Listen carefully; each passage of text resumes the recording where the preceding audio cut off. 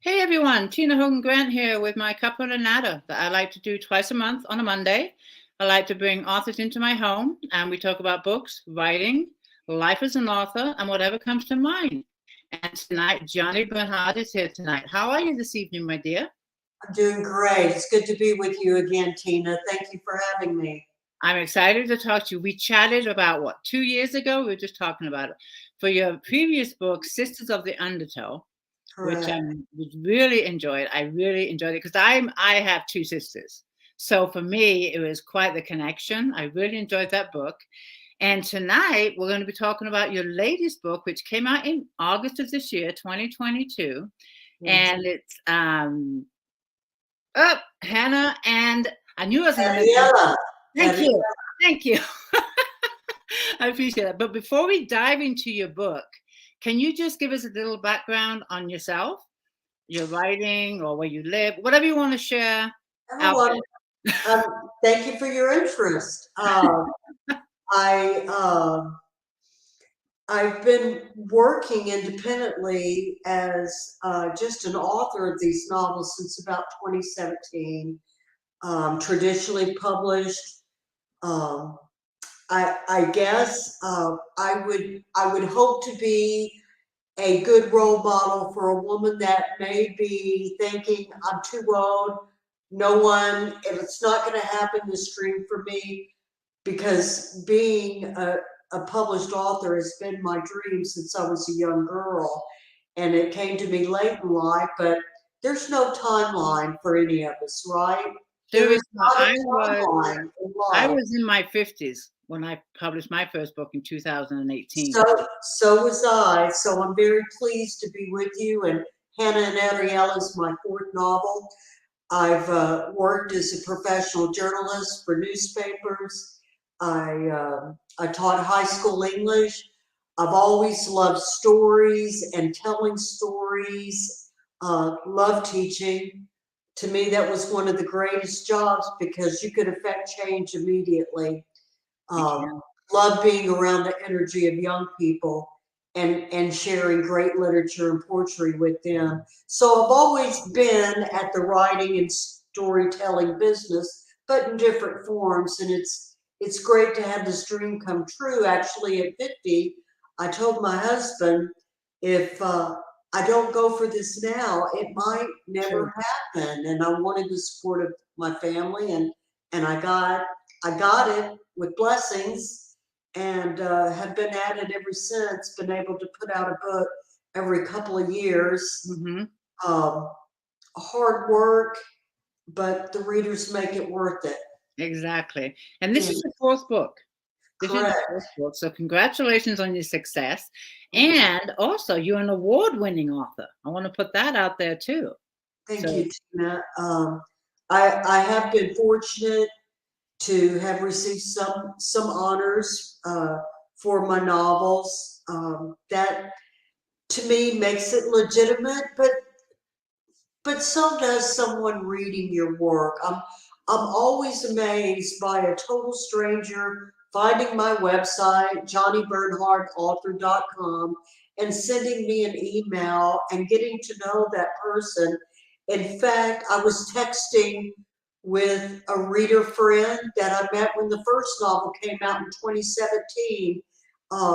It's an ethereal thing. It's magical that these strangers come into your life uh, just because they feel a kinship through the mhm. work you've written. I'm very honored by that. And for some reason, they connect to your work. There might be an experience in the book that they connect to, like with me, Sisters of the Undertow, which I read and I loved it. I have two sisters, so I immediately connected with the That's book. always a smooth relationship, isn't it? Those sisters. And now with this book, hold it up, let audience see your book here. Uh, Hannah and Ariella. thank you, Aliela. I just recently finished this book a couple of weeks ago, and I really, really enjoyed it. It's a very emotional for me. It was very emotional, and the connection for me is I'm in California. I mean, I'm not as close to the border as you, which I'm going to have you discuss in a minute. But I am in California. We have, the border in our state, So for me, there was that connection, but I have friends also in Arizona that live right at the border too. So for me, it was a huge connection. But I wanted to ask you about this book. I did read that you are 100 miles from the border. Tina, I actually live in two places. Okay. My husband and I own a small place about 100 miles from the Texas-Mexico border, right on the border of West and Central Texas. It's a lovely place. It's small, on about 70 acres. It's very remote.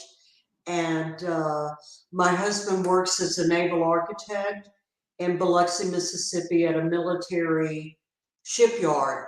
So that is our day jobs, and we're very close. He's very close to retiring, where we'll be at Texas full time.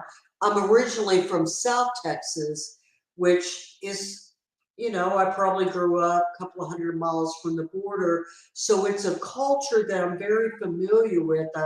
I love it. I love the food. I love the literature. I love the people. I'm very comfortable with it. But what really gave birth to this story is we subscribe to a weekly newspaper in Junction, Texas. That's the nearest town where our home is located 100 miles from the Texas-Mexico border. And it's a weekly. And prior to 2019, my husband and I would always have a good time reading the crime report from this small town, because it would be dog barking at night, snake in the garage, someone ran a stop sign. And then I began noticing the report of human trafficking. Okay. Because this small town is on the I-10 corridor. Okay. And in doing my research, the I-10 corridor of the United States from San Diego, California to Jacksonville, Florida is the human trafficking corridor in this country. Someone is made a victim of human trafficking every 30 seconds in this country. It's horrific. And I knew it is prolific.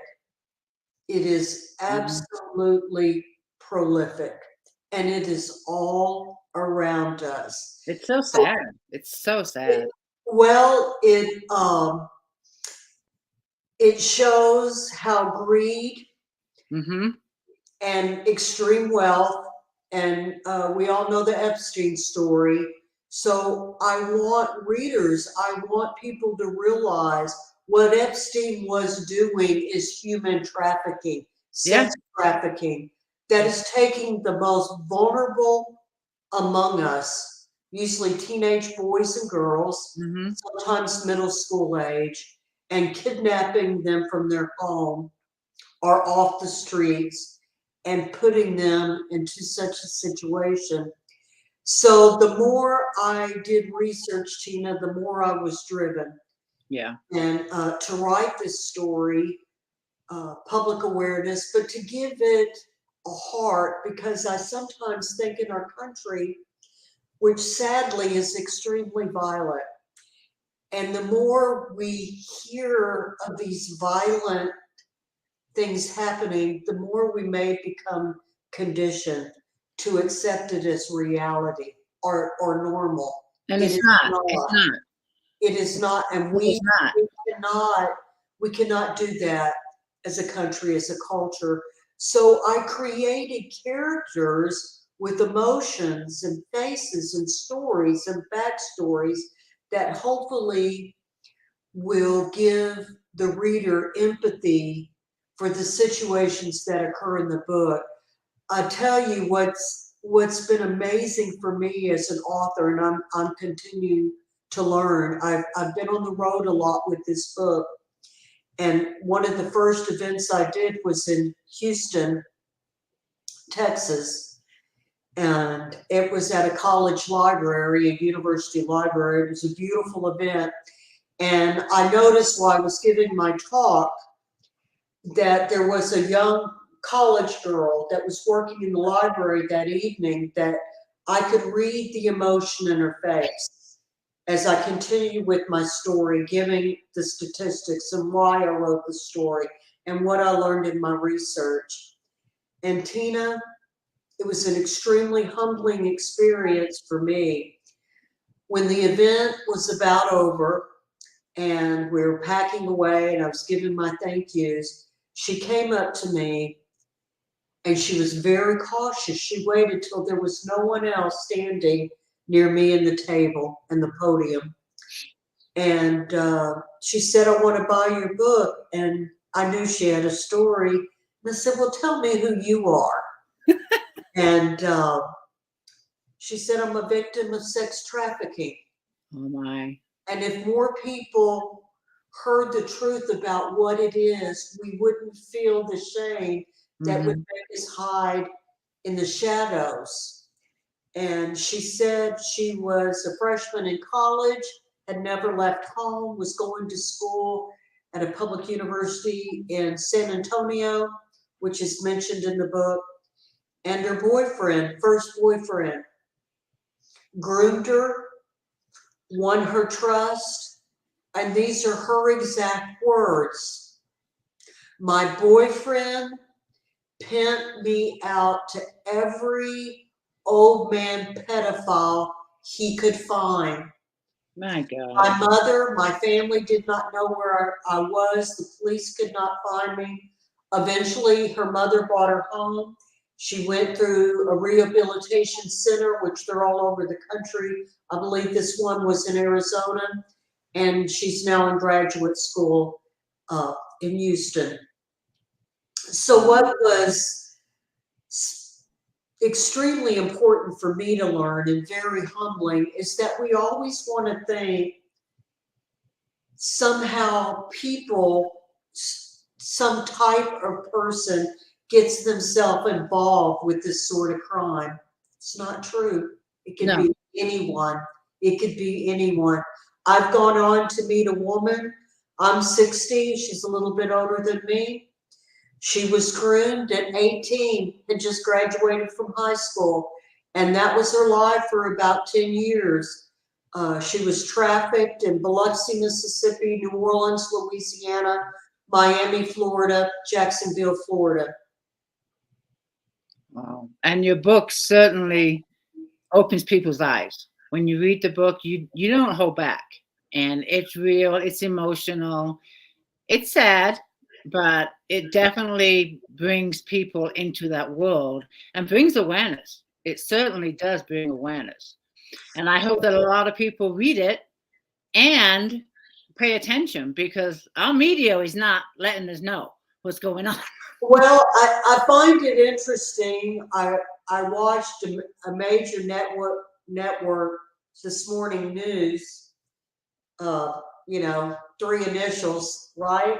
Okay. The first 45 minutes was about Cyber Monday. And I thought, really? Yeah, really? That's my first thought. That's my basic question. Really? You know, what about Ukraine? What about what's going on the border? What about the latest mass shooting? And we're talking about Cyber Monday and people shopping and what the Best Buys are in. I'm not a politician. No, me neither. I'm not an activist. I'm a mother. I'm a grandmother. I'm a former teacher. I'm an author. I want to write the human story to let people know this is going on all around us. There are, Tina, I hope you found in the novel, you know, there's a bit of a love triangle going on, separate from the human trafficking, and with an older woman and a younger man. There's a lot to be said about ageism in this book, simply because I've noticed in our culture that women become invisible after 50. I happen to think that women become more confident, beautiful, and sexier the older they become. I have to agree with you on that one. Absolutely. And I love bringing this line to book clubs, and I've been so fortunate to be invited to different places to speak. And every time I say that sentence, all the women clap in the audience because they know it. And they know that they're often underlooked or spoken to in a certain way because of their age. It's true. You're absolutely right. You're absolutely right. I do want to pause for just a few minutes and say hello to our readers. And tonight I am talking with Johnnie Bernhard. And if you have any questions for Johnnie, go ahead and leave them in the comments. I will get to as many as I can. We have a lot of people joining us. So I just wanted to say hello to everybody, and I'm sure Johnnie does too. We have Karen. I'm going to pop some up for you. Karen and Darlene and Renee. Just saying hello to you guys. I see that the lovely Susan Peterson is here. Oh, see, she is. I have to get down to her. Yeah, she's such a lovely woman and a great supporter of authors. She is. We miss her reading neighborhood, but we understand she's still out there talking about authors. So thank you, Susan. Thank you, Susan. And then Karen is here. Again, if you have any questions, and what I did like about your book while I'm popping up some of these. Okay, I want to pop this up real quick. There's a question for you that I wanted to pop up. Then I'll get to mine. Diane is asking, can we get your anthologies that you wrote in? The titles, I'm assuming. Can we get your anthologies? That you wrote in? Yes, I've written a couple of some of my work have been in anthologies. One, you'll need to go to the publisher. That's Kim Davis with Madville Publishing. I've been in some of her anthologies, and I'm doing another one with her that I believe will come out this summer. And also did one with Louisiana Press. So you'll need to go directly to those publishers to look them up. And if you don't mind this extra leg of work, if you'll go to my website, www.Johnnie Bernhard, BERNHARD, author.com, look in blogs and you'll see where I posted about being in those anthology and who the publisher was. Are they not on Amazon? They're not on Amazon? They will be, but on my blog, I'll name the anthologies. Oh, okay. I got you. I understand. How did you like writing anthologies? How did you like working with other authors? Oh, I loved it. I'm always honored that someone would ask me if I'd like to write a piece. It's always an honor for me. Mm-hmm. And their essays, their creative essays. So I wrote one about my mother, who was an unconventional woman. And the name of that essay was She Wore Red Lipstick because she could. Because she could. I like that. A lot of women can't do. Because red is all about being powerful. I like that. She began from very humble beginnings. She's quite a role model for me with reading and the love of books. I love that. We were talking earlier about it's never too late to start what you really, want to do or, dream to do. And we have Ashley here called Post. She published her first book at 60. Oh, I love that, Ashley. Yep. Congratulations. I see, if it's okay. Yes. I see a question from Renee. Are there any safe havens around you for women that have been trafficked? Thank you, Renee. That's a wonderful question. Where I'm living along the coast of Mississippi, I live in a little town called Ocean Springs. I'm actually doing an event, a fundraiser in January for Jubilee Haven. Ooh. And this is a special place that mentors women, gives them a place to live, clothing, food, and training, taking them off the streets, rehabilitation. I think it's wonderful. Now, the terrific thing about that is Um, Jubilee Haven, she has a Facebook page. You'll find where we're going to do the event in January. That Haven, a nonprofit, was started by a woman who had been sexually trafficked for years and had the courage to leave. A lot of times people can't leave because the punishment is so severe. Mm-hmm. And those markings aren't always on their body. Sometimes it's on their scalp where their hair covers it. It is amazing what human beings can do to each other. So if you're a woman with us tonight, you're a man that loves women, you may have a daughter, a granddaughter, have that conversation. That's what it's all about. If you want to do something to help the situation, talk about it. Talk to your neighbors. Warn your children or grandchildren or a niece or a nephew about how social media and what we put on there isn't always the safe thing to do. True. That think about where you're going. Think about the person that all of a sudden friends you and wants to be your BFF and buy you gifts. Well, it's even your phone. I mean, your phone has a tracking device in it. Where your Absolutely. phone goes, it can be picked up.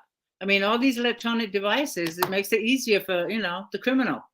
But these safe havens, there are hundreds and hundreds of safe havens. There are many in Texas.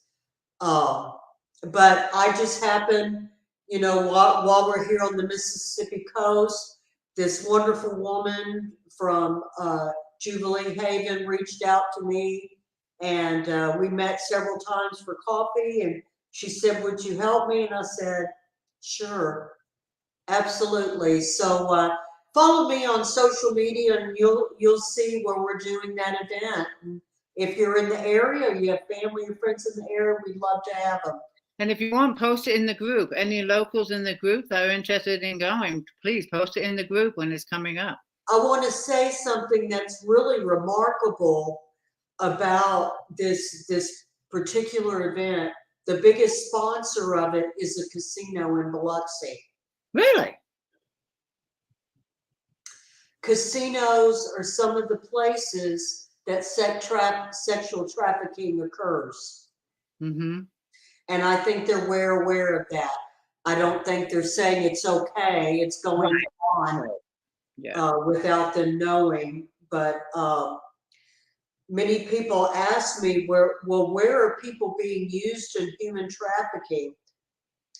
Nail salons, restaurants, bars, motels, casinos, construction site, landscaping, and that would just be human trafficking. Right. Promising somebody a job, yeah, we'll get you to America. This is how much it costs. You could send your paycheck home to your family.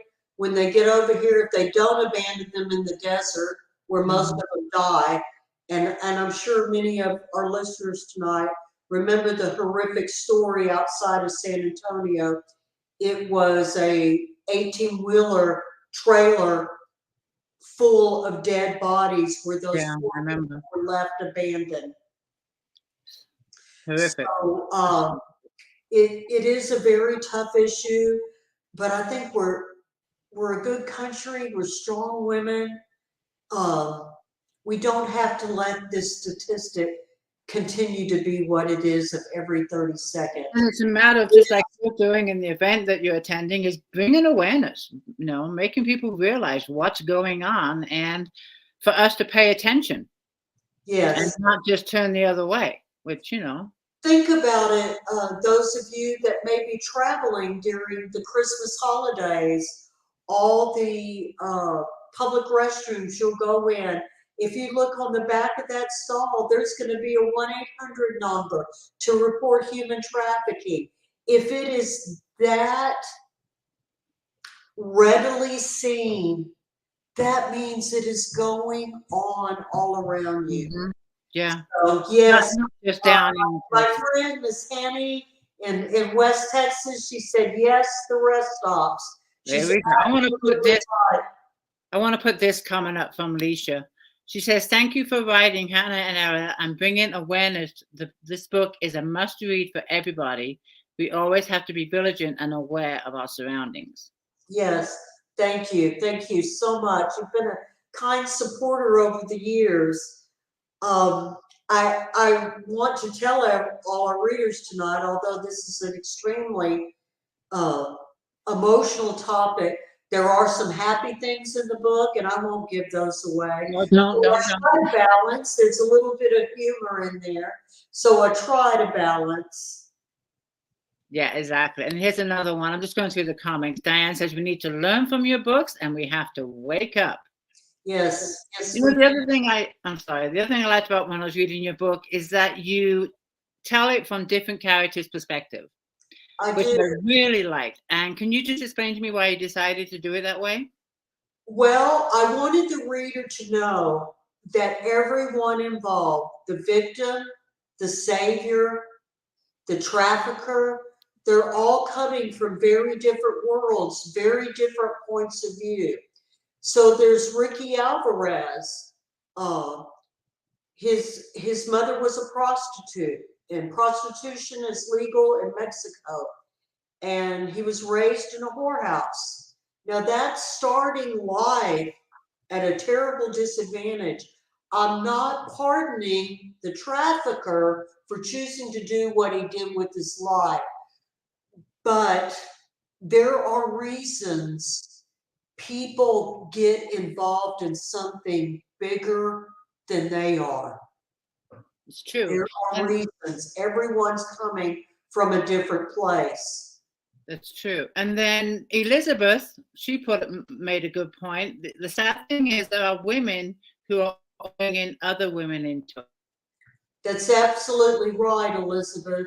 And if some of you are interested, there are several documentaries on PBS about human trafficking, not only on the border but in the U.S. And yes, well, back to the Epstein story. That's the We first one. know that his girlfriend was the groomer. She's and the that's one when that got these very young, vulnerable girls.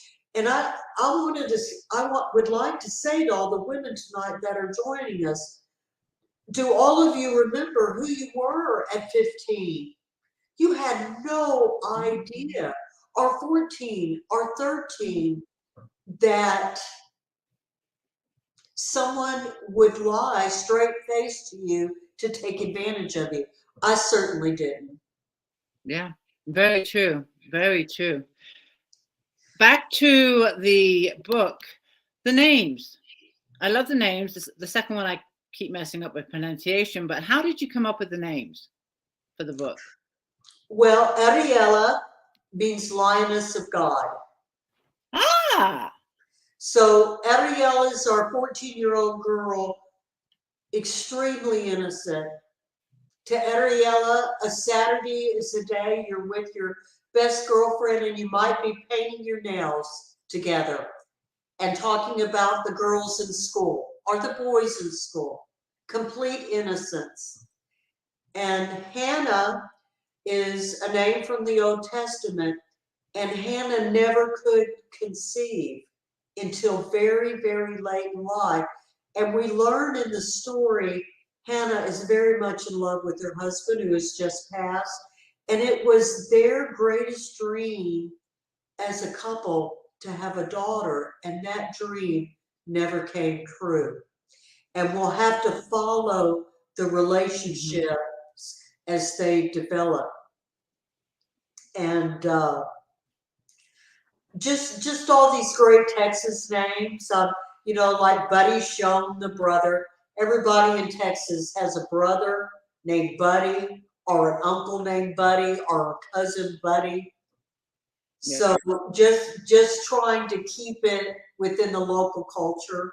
Some of the names were based, as well as Hispanic names. And what I really like too, you're talking about Hannah and her husband and that he passed. But what I liked is how you reflect back on their relationship and really given a feel of the relationship throughout the book. You really got to know them as a couple, even though her husband had passed. You really gave very good. Thank you, Tina. Well, I think it's good for all of us to hear about a successful marriage. Mhm. It certainly is. That a couple can come together, and it's a second marriage for him, and a first marriage for her, and he's older, and she just Hannah is her own woman. Yeah, She does yeah. what she feels is right. She's got her own moral compass. She's very strong, and of course, she would have to be married to a strong man. And I love that they're still very much in love late in life. And of course, I write about the sexy honeymoon in Paris, and that she was a girl from a small town, a very modest upbringing, was able to go to Paris on a honeymoon.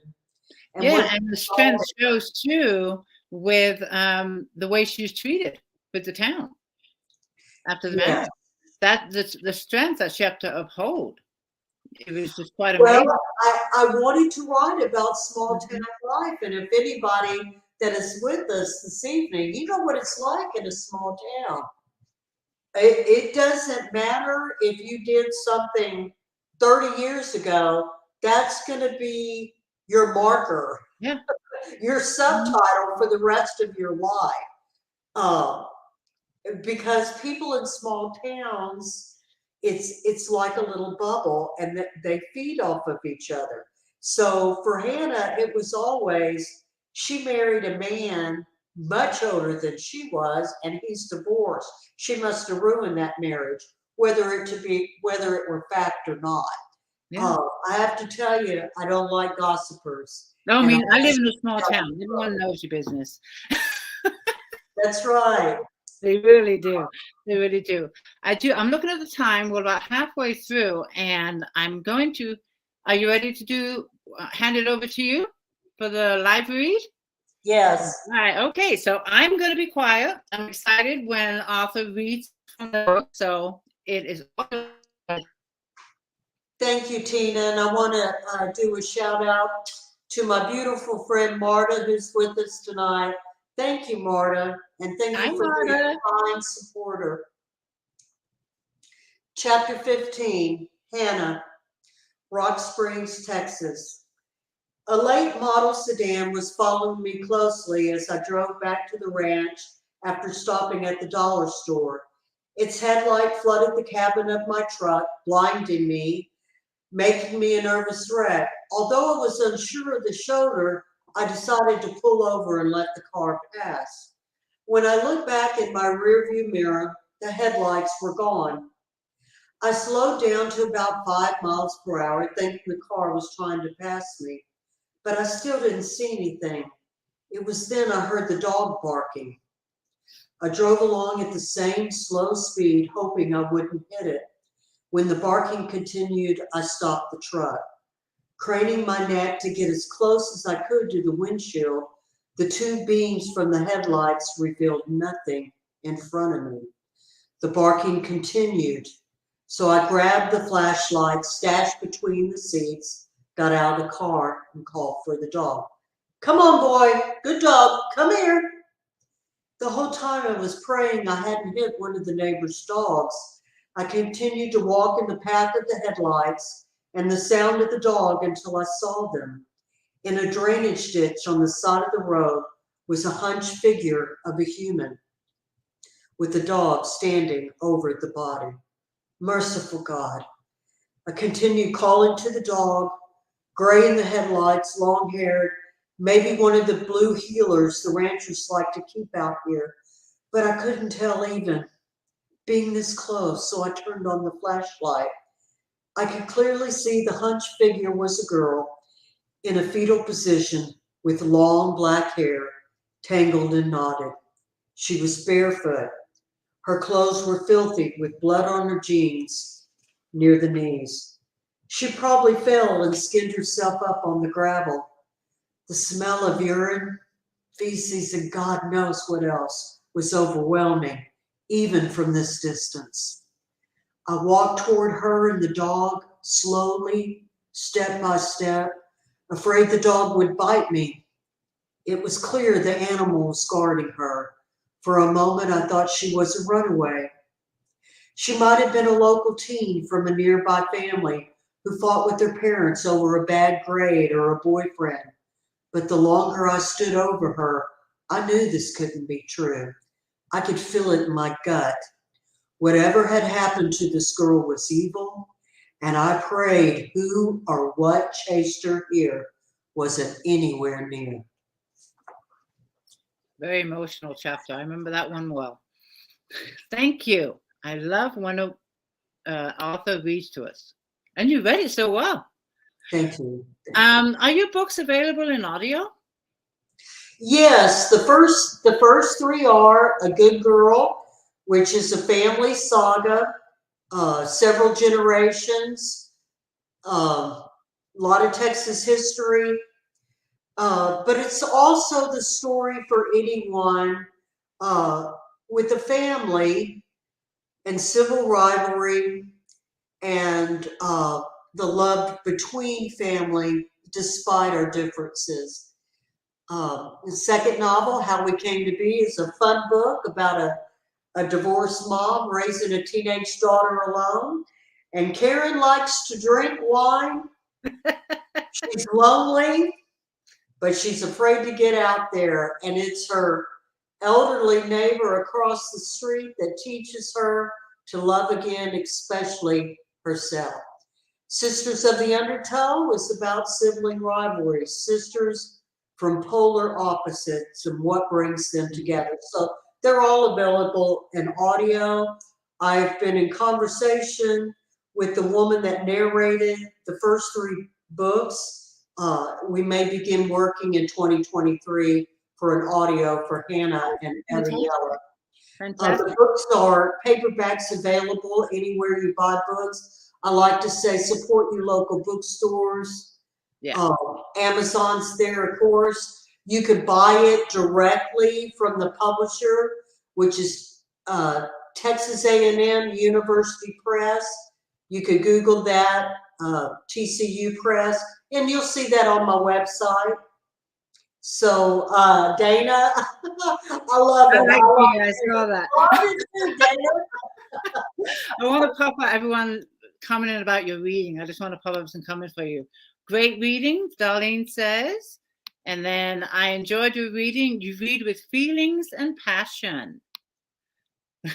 Lori, if I may say to you, there is not a day that has gone by since I started on this book really in 2019 that I haven't stopped thinking about Hannah and Ariella and their story. It's a book that will stay with you long after you've read it. It really will. It really will. I agree with you. I'm very proud to say I'm honored, truly. It's the first time that Publishers Weekly gave me a review. They called it an important book. Mm-hmm. So I'm grateful for everyone's response tonight. Yep. Renee says, sounds good. I like putting up comments after an author is read. Here's another one. That was amazing. So emotional and powerful. Thank you. And Leisha, she says, thank you so much for reading to us. I just really enjoy it, especially when an author, reads from their own work. I really do.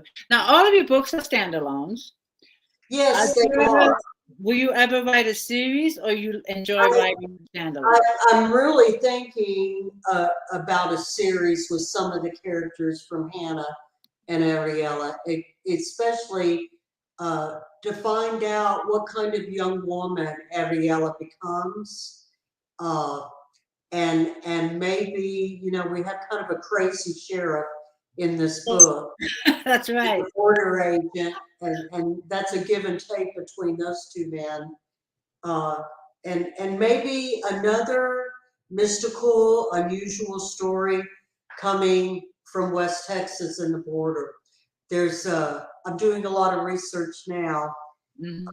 I think it's a powerful country because it's so remote, big sky, and there's so many stories coming from there.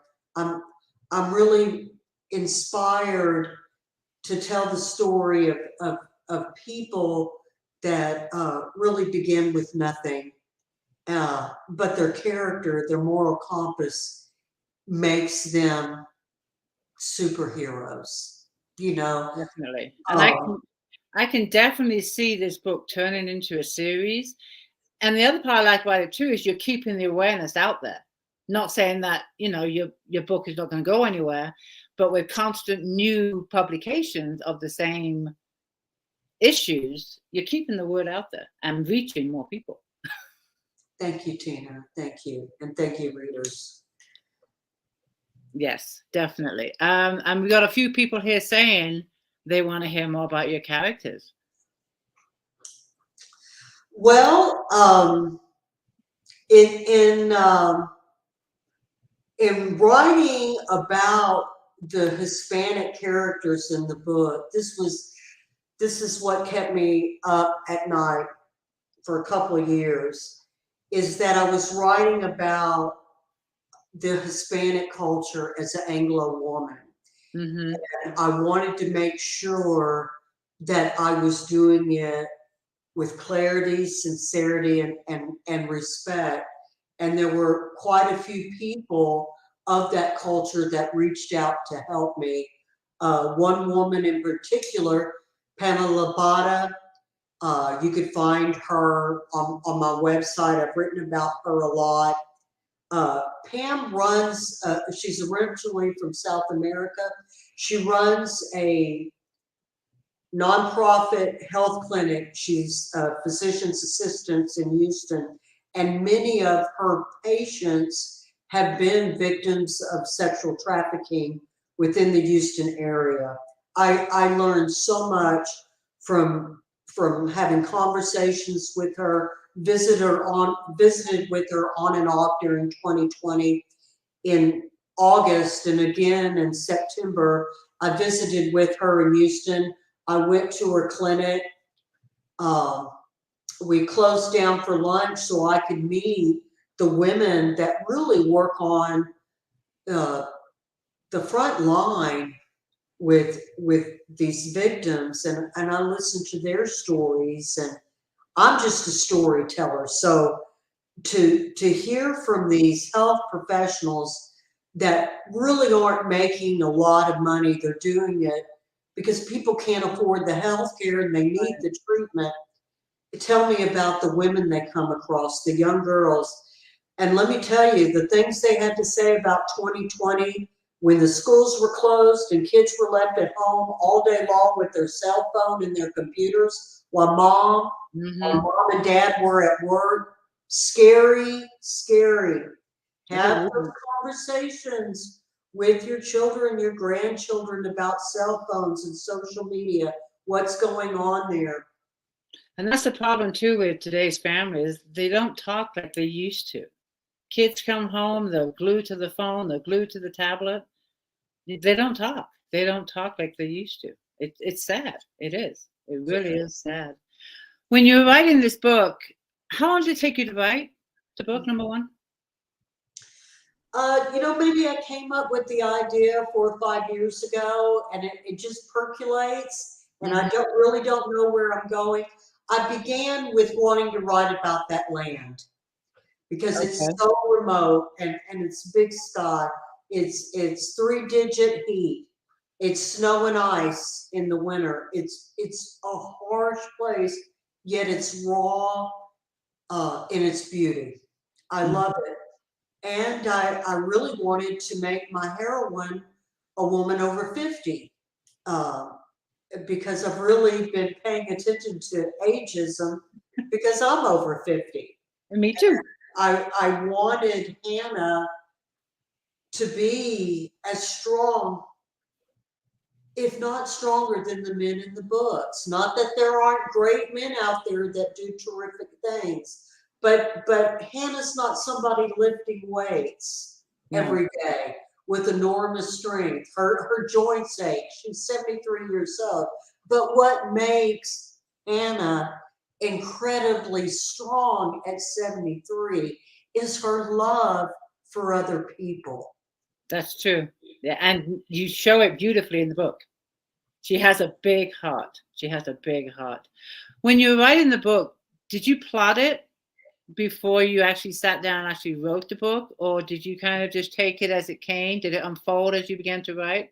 It does. That's the process for me, Tina. I know every author has a different Right. process. Usually I develop my characters from when they graduated from high school, what was going on politically, what was the music, what would have shaped them, what was the town like that they lived in, all the things, their backstory that I need to just know as well as my own, so that character begins talking to me. That character comes alive, and that was Hannah. And then started watching a lot of documentaries about human trafficking and reading a lot, and I developed Ariella, and my years in teaching really helped me to find that voice of that 14-year-old girl. You did great. You did great. And what about the title and the cover? Did you have a say of the cover, and how did you come up with the title? Or did it just automatically? I started out with just Hannah, Mm-hmm. and then I thought, no, it's Hannah and Ariella.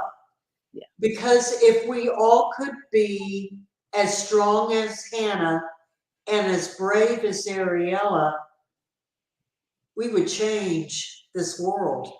We would Big time. Big time. We need more of them. It's the story of two women from two different worlds and two different generations that are brought together out of need and love for human endurance and the will to live, and to live with freedom. Beautiful. I would love to see more books with these two ladies in. I really would. I hope you do decide to write maybe another book related to them. I'm taking notes, doing some research, maybe I'll get some things done. We'll be at our place out in the middle of nowhere, Texas, for 2 weeks at Christmas. Exciting. I'd love to read it. So this book came out in August of this year, 2022. Are you currently working on anything now? Just doing some research and reading. And books that take place in Mexico and in West Texas, a little mysticism, some woo stuff going on. Interesting things. Sounds exciting. Do you have anything planned for a new book coming up, or working on, or are you just doing your research for a while now? Just the research. I've done somewhat of a plot outline and some character sketches, so we'll see. I just want to take our attention just a minute to something that Joyce Carol Mensis. I'm sorry if I mispronounce your last name, Joyce. Oh, this one right here? Yes, I think if you want to read it for us. When I moved to Texas, the construction workers building our house warned me not to ever let my kids walk home from school. They told me about the huge number of sexual predators before buying a house. Check the sex registry. Good advice. Yes, and folks, you can do that wherever you live. Through the sheriff's department, you could find out if there is a registered sex offender within your neighborhood. And it's you have a right to that information. Excellent advice. And I have a couple of questions here I want to put up for you. Dana's asking, do you have a favorite place to write? I love writing at our place in West Texas. Though I've written a lot here in Ocean Springs, Mississippi. I'm afraid I have to go in the cave. I wish I was hip enough to say, hey, I'm listening to great music while I'm typing away. No, it's got to be very, very quiet. Me too. It's got to be quiet. I have to have complete silence. I can't do it with any noise or distractions. I'm the same way. Another question from a reader. Robin's asking, what were your thoughts and feelings when you saw your first book in print? Just amazing, beautiful. You know, it had always been a dream of mine. I felt honored, very excited, but I also felt very afraid. What if nobody reads I it? know. Later? Yeah. What And if someone gets offended? What if? You Yeah. know, like all of us in life, it's hard to put yourself out there, and you don't know what people's responses are. I have to tell you, one of the gifts that I've received in doing the writing and a couple of books out there is that I no longer have my heart on my sleeve, because I realize each reader is going to read something and take something completely different from a book than another reader is, because it's all based on that reader's personal experiences in life. You're absolutely right. You nailed it on that one. Every book is different for every reader. Absolutely. And it's very, I think it's very important for any artist to realize that. Yeah. And yeah, I mean, someone's going to love a book and someone might hate it. It's just the way it is. Yeah. You know, I love to do book club talks. You know, they're always interesting because you're usually walking in and the women, they've been getting together 10, 15, 20 years for their book club. And you're walking in and they're usually on their second or third glass of wine, which is great. Everyone's really comfortable, as it should be. And, you know, one person will say, well, I really didn't like that character. I can't believe the way he acted. And then another reader would say, what do you mean? He was great. He was spot on. So your characters actually become people. Yeah, they're talking like they're right next to him, sitting next to him. I mean, regarding finishing a book, Vicky is asking, how do you celebrate when you finish a book? Gosh. Well, in different ways. My husband's so kind to me. We might have a nice dinner together. We might have a nice bottle of wine. You know, sometimes it's just such a sigh of relief, because you've been, you know, that's been your life. You go into a cave, sometimes 3 or 4 years. It's just a wonderful feeling, Vicki. I'm sure, like anyone out there, you know, we all have different skills and talents. Some of us are writers. Some of us are great at being matriarchs for a large family and making sure everyone feels special. Yeah, you know, there's different gifts that we all have. We all have something to offer. We do. We really do. A couple more questions from our readers. Karen is asking, what genre won't you read? You know, Karen, I fooled myself a couple of times on that, because I'm really honored when a writer has a book coming out and they tap me and they want me to write a book blurb for the cover. I think I did 4 of them this past summer. It was a little while, but I got it done.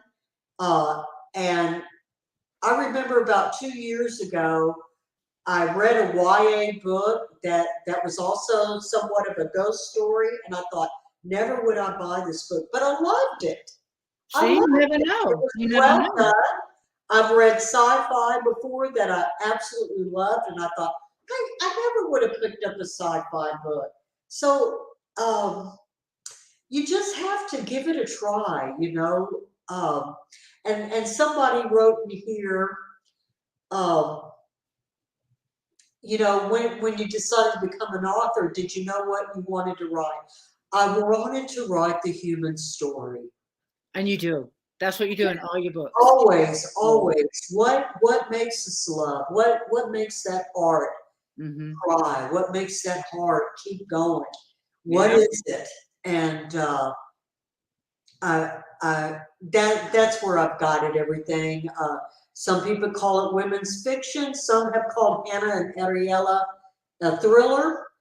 Could be both. I'm just glad people are reading it. And Susan, thank you for that. Have any of my former students read your books? Yes, they have. That was going to be my next one to click on, and you beat me to it. Yeah, that's been really nice. That's been a full circle thing. So. With your students? I'm sure they loved it. They've read them all? Some of them follow me on social media. It's been fun. Oh, I'm sure it has. I'm sure it has. And another question here, how do you choose the cover for your books? Well, that's between me. I'm lucky. Not every publisher's gonna let you have a say. But it was designed by the publisher, a graphic artist that works for them, and they would send me different examples.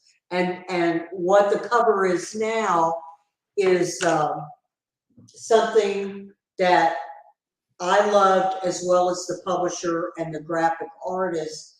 So you'll see this, and I don't know how well you can see it, readers. Yeah, it looks good. But you see there's an open road, an ominous sky, and the raised, heightened letters within the title, that this is the story of two women from two different worlds, from two different generations, that come together one fateful night on a lonesome road or a deserted road. And I love the yellow font. It really pops on the cover. That's a great choice for the color of the font. It really does. Excellent. I like this. I want to put this up real quick. From Elizabeth. She says, she doesn't take any notice of critics. Well, Elizabeth, that's very true. You know what you like. You know what you like. Mm-hmm. Now, I do as an author, but I realize, someone may not like, as an Anglo woman, I'm writing Hispanic voice. They may be offended by that. I can only do the best I possibly can. I know what I did in the research, and that I was able to get sensitivity readers. That's what it's called in the business. People from that culture that read your work, making sure that you're writing about another culture with respect. Yeah. So, and I have to say, the reviews on the book have been excellent. You got some wonderful reviews. A lot of touch on the emotional topic and how you actually made it come through your words. So it's an excellent book. I highly recommend it. You did an excellent job. You really did. This is going to be the final question. This is from Tina. And she says, what advice would you give to a new writer? Tina, here is my advice to a new writer. You have got to believe in your story. Believe in what you're writing and those characters, because there will be naysayers. True. And you've got to put the blinders on and stay focused about the story you're writing, and that you believe in these characters and what you are offering the reading world. When I wrote A Good Girl, I had an agent. That novel was probably pitched to publishers over 100 times, 100 rejections. But you still made it. I made it because I believed in the characters in that first novel. I knew if it could just be published it would touch some reader. It would resonate with some reader out there if I could just get the chance. So that first book is always the hardest. And then when it's published, Tina, you've got to do the work in marketing it. It's not the publishing world of Hemingway or even 30 years ago when publishers had tons of money and they did all the marketing for you. Those days are gone. The market is full of books and it's extremely competitive. You've got to decide, what is my platform? Who am I as an author? And what am I trying to say? And stick to it. Yeah. And we have to be out there engaging with our readers, just like we are tonight. It's compared to, in the 70s, the competition, I wouldn't call it, competition, the market is huge. Compared to it was if you were just publishing to traditionally back then. There was no self-publishing. There was no internet. There was no audio. So we have to really put ourselves out there. And I think, Tina, I know you're going to agree with me. I think to be yourself, your authentic self in conversation, in appearance, as far as an author platform, you can never go wrong with that. Mm-hmm. Your adult readers are too savvy and too intelligent to put up with BS, right? Totally agree. Yes. And to try to fool people and to not be who you truly are, people see through that. You do. So take a little time and think about, what am I writing? What am I trying to say? And what is my platform? Because readers, and we can see here tonight, and thank you everyone for spending your evening with us. Readers associate the book with the author. They are one in the same. Yep. You can't be one person, celebrity, with the leather patches on your elbow, right? The celebrity author, mm-hmm. and writing these emotional, authentic books. One the person. reader's going to go, something's up here. Yeah. And like you said, they will see through it. They will. They will see through it. It's just like when we gather with friends. No one likes a phony. No one likes someone that isn't their authentic self. Exactly. And that's one of the things I try and keep in these chats is I keep it real. We're not cardboard. We're having a conversation. We're having a cup of tea. You're in my home. And I just let the conversation take its course. And the readers are involved with us with their questions. I don't have a script. I don't plan this out. It's just what we want to talk about, what the readers want to know about the author, you. And it's real. There's no, whatever. There's no pretense. It takes a lot of courage to be your own person, to be a real person in a very unreal world. Very true. You put that very well. And there's another reason why I like authors to read their books. I think it's a huge connection because for me, and I'm sure for our readers too, they pick up a book from you that you wrote, they're going to hear that voice. And that is a huge connection. When they're reading your work, it'd be like you are reading to them because they're going to connect that voice to your book. And I just think that's incredible to have that. Well, thank you so much, Tina. Thank you, readers, for joining me tonight. Hannah and Ariella, I appreciate your support. This is my road trip gas money. Every time I buy a book, it helps me get out there and meet more readers and share this story with them. Please have an important conversation with your children, your grandsons, your granddaughters, your nieces, your nephews, your cousin. All of them. But I do want to real quick before everyone goes, is that you're doing a giveaway. Yes. And the giveaway is?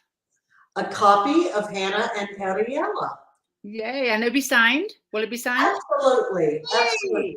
And I didn't ask you this before we went live, but I can either pick the winner for you and announce it around 8 o'clock tonight, my time, or you can pick a winner after the live is finished. I'm going to let you pick a winner. Okay. If you don't mind. And I just need an address. And if they would like the book personally signed to them or to a family member or a special friend, be happy to send it. I will tag you when I announce the winner in the group, and then I'll have them reach out to you. And I'm also going to do my regular giveaway, which is a $5 Amazon gift card. And most of you know how to be entered into that one. You need to go over to my author page and click on this video and share it with your friends in your groups, wherever you want to share it. Just get it out there and tag me. So I know you shared the video. You can share it as many times as you like. And if you share and tag me, you are entered in the $5 Amazon gift card giveaway. This has been an amazing conversation. Yeah, we could have gone on for hours. We really could, but you've enlightened me.